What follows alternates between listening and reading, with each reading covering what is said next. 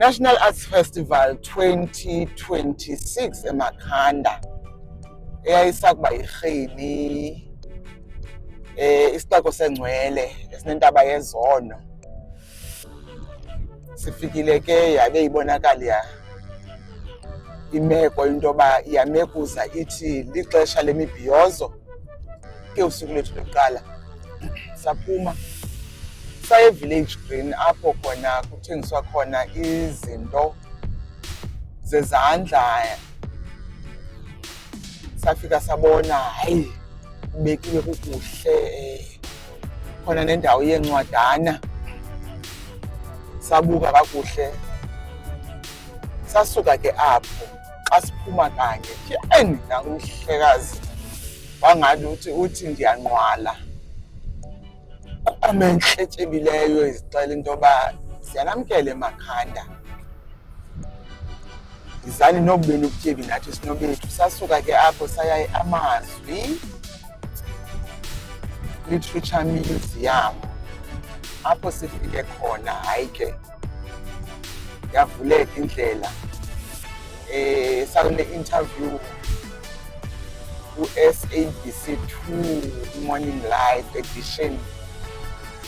Safika khona sanodliwanondlebe, abantwana bonwabile. Kawuba phambi kokuba sifike Amazwi besiqale kuqala saya eVG apho sibone khona abantwana bazawuba ku-Aladdin. Bathi siyanilandela, bathi siyakulandela. Bayotsho kunye nathi Amazwi apho bafike khona bayinxalenye yabantwana endibabalisela ibali ku-Morning Live. Bezile babe sebenxibile ke phofu belungele uyo-ektha kuba ba-ektha ku-Aladdin. Phambi kokuba ke ndingene esteyijini sifike kanye usisigcina wegcina amasiko bayebegqiba usebenza ukuba kuzawungena mna, babe abantu besekhefini. Hayi ke saqalisa incoko yethu nosisigcina apho ke kwafika khona nezinye izihlobo zethu. Kwafika uAva Ayalo abaphilisi bokukhanya, wafika naye wangena kule ncoko yethu kunye ne-artist ekuthiwa nguBlack Riot nomkhanya. Bafika nabo yaqhubeka le ncoko kunye nobhuti oyi-director ye-Amava Heritage Publishing. Kwafika uNtokozo we-Sugar Bean Productions owayesakuba yipresenta ye-50-50. Sangabantu ke abanikana esi sikhwebu, sichubisana kuso, sinikana amava, sikhulisana, sesangena estage. Kwenzeka ummangaliso, abantwana bathi asizifuni kwezi zitulo basibekele zona, sizifuna apha phambi kwakho, phambi kwamadolo akho. Sangena ke sayifunda incwadi uNontyatyambo, inkosazana yomnyama omabalabala. Sacula kwamnandi kwanjeya, yasuke yayimbadla ngoku ayabi lufundo lwencwadi. Abantwana babe bebonakala into yoba lungcuthumazango alo buncwane olu balifumanayo, hayi bawuncanca umbele.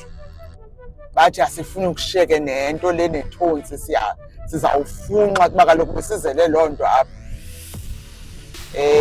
Emva koko ke sithe uba sigqibe saphuma. Ibimnandi into apha, ndibethwe leli bali. Eli bali lichaza ngamandla endalo, ngamandla womthandazo wesintu, ngamandla wegubu, ngamandla wokumamela imiyalelo yabantu abadala. uNomasebe namhlanje wenze enye into apha indishukumise nasegazini. Ndiyathemba nabantwana bebelimamele elibali nabo ikhona indawo abaphile kuyo.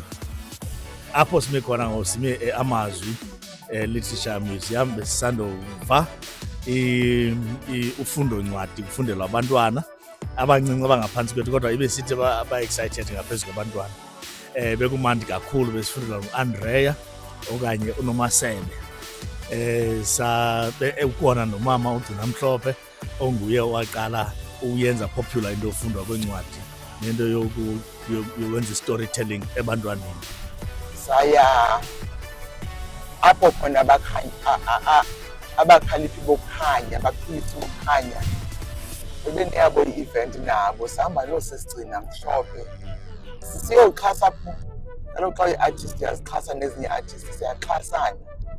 Lapho ke sifike khona sanencoko u-Abba umbona Chayingwe esifundisa okanye sikhumbuza ngamasiko nezithethe zethu. Safunda kakhulu sangena banzi kwibali likaMaqoma. Hayi amava Heritage Publishing baza nalo kakuhle ube nomdla basinika ke umyalezo othi ze sibathandazise ukuba bade bafumane indlela yoba libaliswe kumabonakude elibali labo. Usuku lwesibini sivukile salibulisa ilanga savuka sesikhwazwa ikhwelo liphumile eliphuma kwa-RMR Rhodes Music Radio apho sifike khona sanencoko ephilisayo, incoko emnandi iphaa kwi-building okanye isakhiwo iSteve Biko esithe xa singena abe amazwi entiloze sithi I write what I like. Sangena nathi sathi sizothetha ngesikubhalileyo esikuthunyiweyo uba senze ngokuthanda kwethu. Hayi sanalo udliwano nje kulumnandi kunene. Inkosazana ebisibhexesela yona yabibonakala bizinzile lapha engqondweni. Wafika ke nomnye umsasazi ebulela umsebenzi womhlo omkhulu wade wadonsa nakumabonakude ke nakhe edonsa inimba esithi hayi kudala sizibona izinto zidlalwa kumabonakude kodwa ngoku uthilwe kwenye ikhasi. Ukusuka kwethu kapho sithe xa siphuma tyhini nantsi inkosazana sibona izotyudongeni ubuchule nobugcisa babazobi bambeke njalo bemveze njalo umama ubusimhlongo andikhumbuze ingoma yakhe ethi yaphela imali yabalela wethu suka lam angempilo nga. Hayi sabona tyhini ubuchule nobugcisa bezandla babebondlelwe apha phambi kwakhe.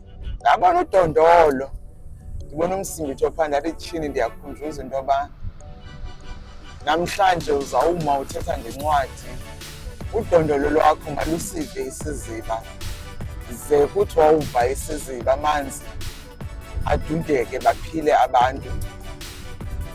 Sabe ke intsasa yethu siqoshelisa kanjalo ukuba sisithi ke ngokusilungiselela ukuya eMonument siyobona khona uba yintoni na esiyiphathela abantu umphako esibaphathele wona sizobaphakela sibaphe. Sahamba ke sajongisa imibombo yethu eMonument, Settlers Monument.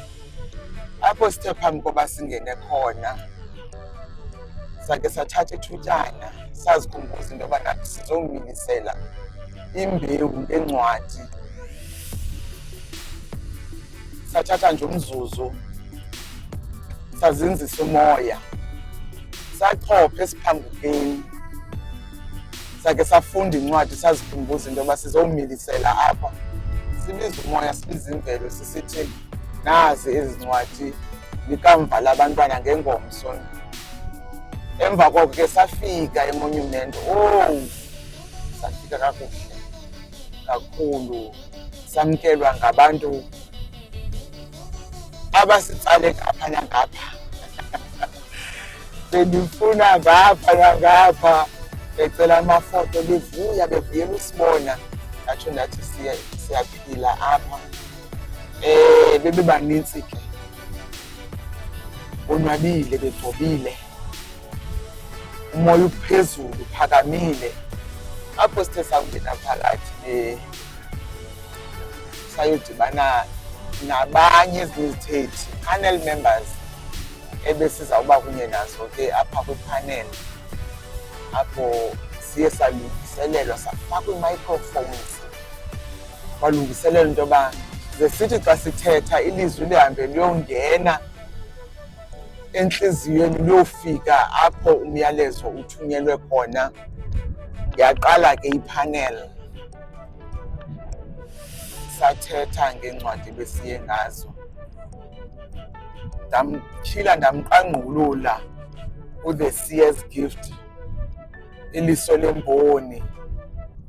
Yashukuma indlu ivuma uba sifikile, le mbewu bayilungele. Benjalo ke usuku lethu eMonument, eRhini, eMakhanda, isixeko sengcwele esinentaba yezono.